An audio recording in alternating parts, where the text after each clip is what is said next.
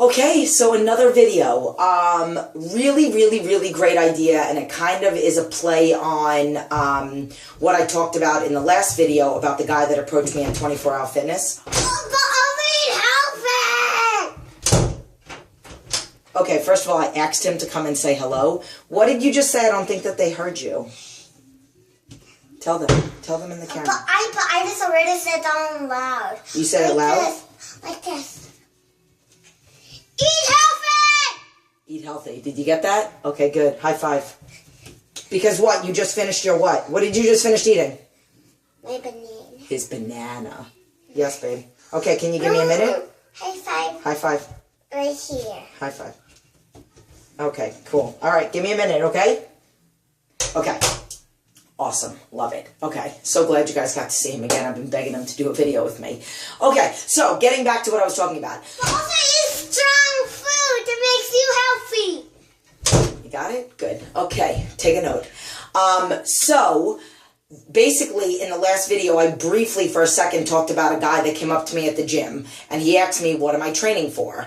I said to him, nothing. But literally, I didn't want to get into it because I was in the middle of my workout. But I'm training for my health. I'm training for my clients. I'm training not to be sick. I'm training for my family. I'm training for everything. I'm not training for a competition. I'm not training for a tournament. I'm not training, but I'm training for my life, and then that gets me ready for all those things. That's why when I used to do competitions, figure competitions, I never trained for them. I trained for life, and then they just got me ready for all that.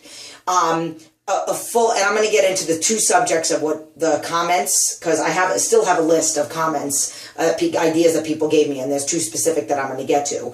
But like, that's the same thing with like everything that I do. I do nothing less than 100% everything I do, because what's the point in doing it if you're not? For example, with resistance training, exactly that. Like, I train at 100% so that I can feel 100% all the time. There's no point in training anything less, because ultimately that will affect everything. Like, you do everything 100%. If you're going to sit with your kid and do homework with them, you stick it out with them until they get it. Not, all right, we've been doing this for 45 minutes, let's take a break, or let's do this, maybe we'll come back to it. No, because then those kinds of things are going to lead into later on in their life. You do nothing less than 100% at everything you do. 100% concentration on what it is that you're doing. 100% effort. In jiu-jitsu, I love that the place that I go, it's 100% every day. I think I mentioned this in one of my other videos. We don't do tournament training every now and then, or when we're close to a tournament. That's how we train every day.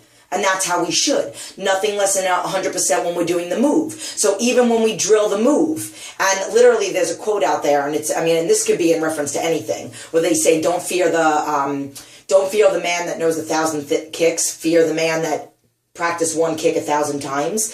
And I'm sure he practiced it correctly 1,000 times. And that's what you have to do in reference to your like your workouts. Don't give up. Keep practicing that same push-up until you get it perfectly. Don't practice 1,000 different types. Practice the one that you really want to master.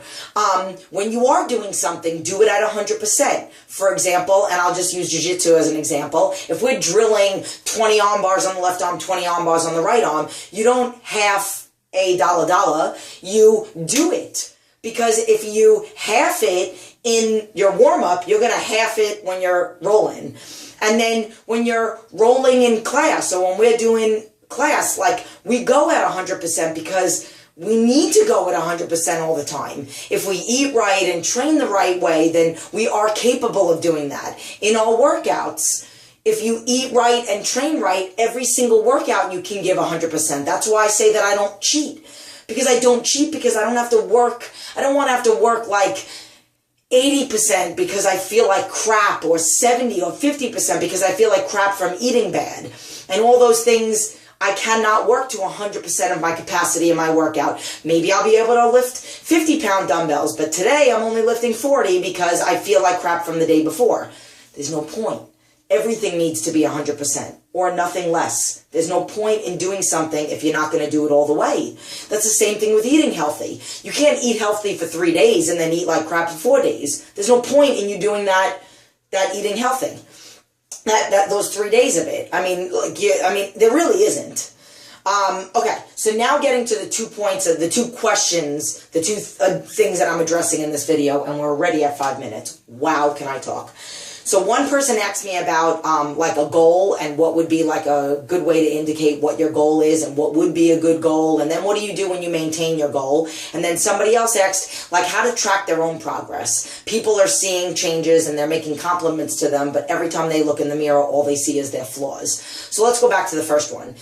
This person specifically used the word lame about in reference to tracking a goal as like a dress size. That's totally not lame. If that's what you like, if you're like, I want to be in this size, when you get to that size pants, you can also use the reference of how you look. So if you look at yourself in a size 0 and you don't like the way that you look because maybe you think you look too small in certain areas or too big in certain areas, then you don't go by that goal. You go by measurements. If you want to go by weight, and that is a bad one to go by because people might look at me and look at, low body fat, but I weigh 132, 134, 131. I range up and down. That's my weight, but you wouldn't guess that. So it's really not like a good weight thing to do. And like height comes into a factor. I have two clients that are 5'3", and one is 120 and one is 111 pounds, and they both are super, super lean. That being said, so like a goal is whatever you look in the mirror, and again, it's not a cockiness.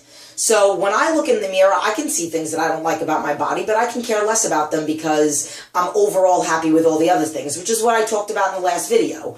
If you, chopped off a finger, are you going to focus on the finger that you chopped off or the other fingers that you have left?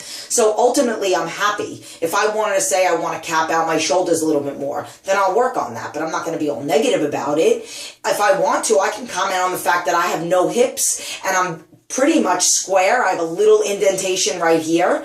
But no, what do? I wear clothes that accent certain body parts, so it takes away from the fact that I feel like I do have a boyish figure. You'll never see me wearing a fitted top and fitted shorts because you could see how square I am. But again, I don't really care because ultimately I'm happy about other areas in my body. So you pick something that you like, and when you get to a point where 80% of it is what you like, and maybe there are a few other things that you want to work on, which we'll get to that in a second when we talk about the other comment. And then in reference to what do you do when you're at maintenance? So I'm at maintenance, but I like to change it up.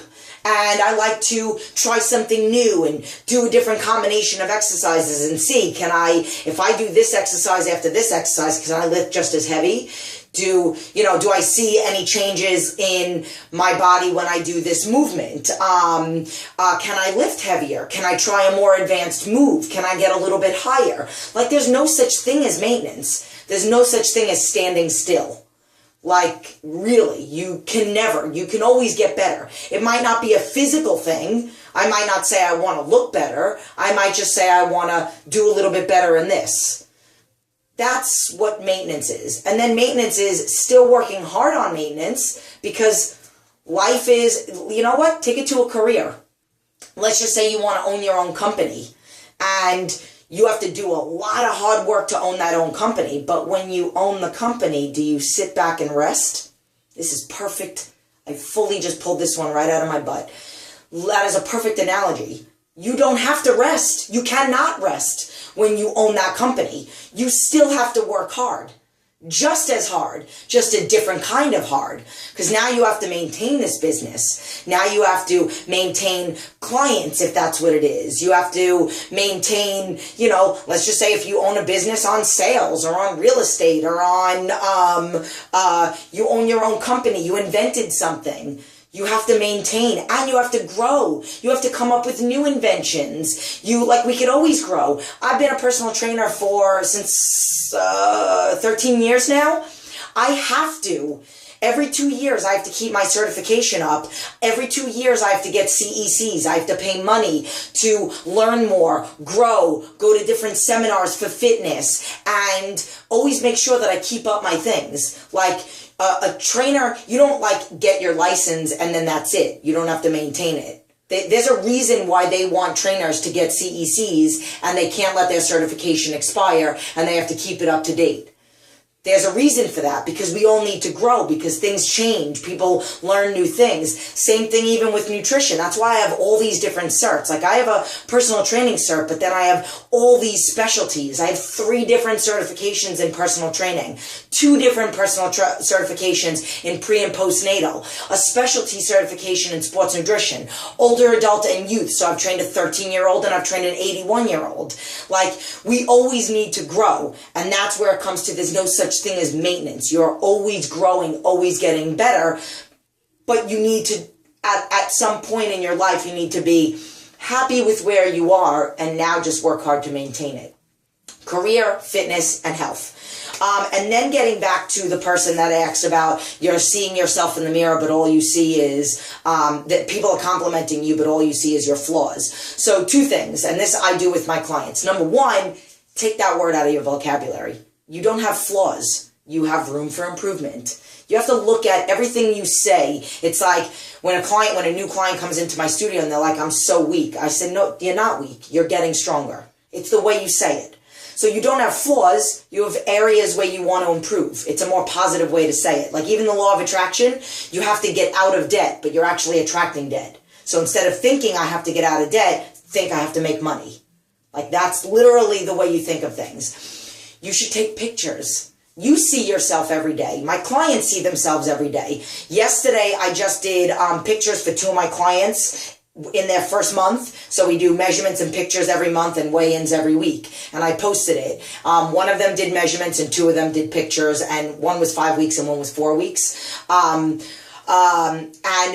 I did a montage for them. So I took their picture on their first day, and then I took it again yesterday, and I sent it to them. One of them posted it, and one of them didn't. But I take the pictures for them, because and then all of a sudden you look at it, and I'm like, look at that. You didn't see it. Oh my God, huge. Like, one of them was 26 pounds, and one of them was 29 pounds, I think, both in their first 28 to 34 days or something like that. So both of them within a month, okay? Let's just say that. But I take their pictures for them. But if you don't have a health coach, if you don't have somebody that's working with you that's doing those things for you, or if you do but they just don't do that, you do it. So take your picture. Like, I have people that ask me questions on Facebook or watch my webinar or whatnot and watch these videos, and they like ask advice, and whether it's a budget thing or a time thing or whatever it is, how you could track your progress is taking pictures of yourself. So take pictures. Don't take it every day. Don't weigh yourself every day. Like, that is just so crazy. Just weigh yourself once a week, 1 day at the same time, every Saturday at 9 a.m., right after you pee and hopefully poop. And then your pictures do the same thing. And then maybe take measurements and, like maybe take them in certain areas. All my new clients, I either take them for them when they come in the studio, or virtual clients, I make them take them and I tell them where to take them. And then every month, they either send them to me or I redo them. So yesterday I posted one of my clients, 21.75 inches in her first month. So literally, like, that's what you need to focus on. So you need to focus on how far you've come. Focus on where you have room to improve, not flaws. Because even though they say you don't want to, like, focus on how far you have to go, you want to focus on how far you've come. But you do need to, at the end of the day, you can't blow off the fact that you're on a journey to get somewhere. You just don't want to, like one of my clients that lost over 100 pounds with me. Her goal when she walked in the studio wasn't to lose 100 pounds. Her goal was, I want to get healthy. I just want to move. I want to lose 20 pounds. I want to lose 40 pounds. Oh my God, I'm right around the corner from 50. Oh my God, I'm right around the corner from 80. Oh my God, I'm right around so it was little mini things for her, and that's what it should be for you, but it should be focusing on oh my God, I'm so glad, like my waist is 4 inches smaller. Like this particular client, it was 4 inches from here and 2 inches from here. So, oh my God on that. But yeah, of course, she even said to me, like, I have a long way to go, but look at how far she's come. But you still have to focus on the way that you have to go, but in a positive way. And then literally we were going back and forth with text. I have every faith in this. And I said, that's what you need. You need to believe you could do it. You need to have faith, hard work, and support, which is what she has with me. And that's how I say it, we got this. So I hope those two things, those two subjects helped. And my extra little twist that I added into it. So I love you, and I will talk to you. I'm starving. Oh, so gotta go.